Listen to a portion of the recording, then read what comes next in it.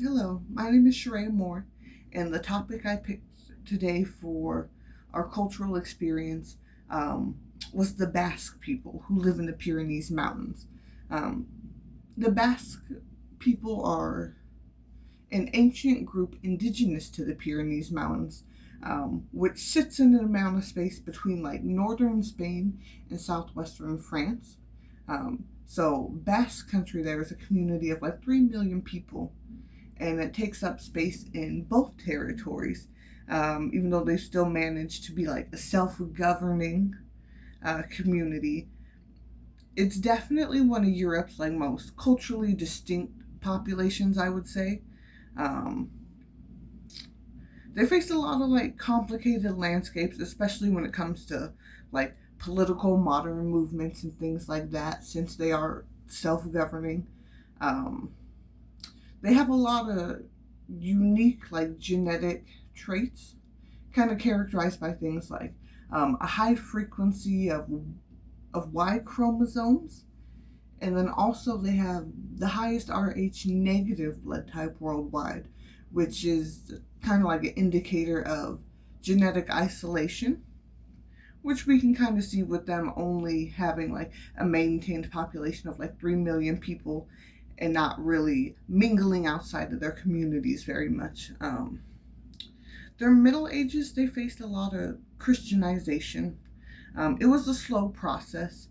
Um, Contrary to some like earlier Christian writings, you can go into like um, the Sunnybrook University Library. They have a great article called "The Basque People," and in there we learned that their Christianization was a very, very slow process. Actually, it was similar to like the process that the Germanics went through in like the 8th and 9th century.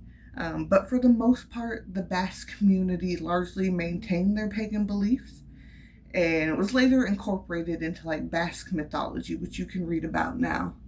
Um, and they did maintain a lot of those like deep rooted beliefs and practices like throughout their community. Um, but modern day speaking, they're still self governing, um, still a self governing community, even though it's 3 million people. Um, it was 1979 that the Basque people were granted autonomy by Spain, and that allows them to kind of self govern in things that we typically aren't able to in the same way with such a large population like here in the United States or in Canada or in larger areas like countries that just have very, very large populations.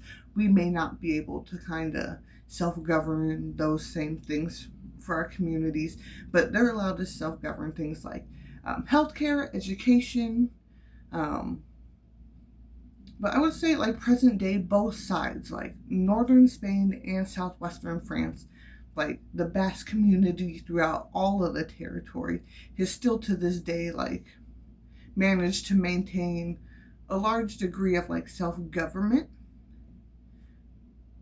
which we see by them, not really spanning too far out of their community. They've always like maintained within the same area.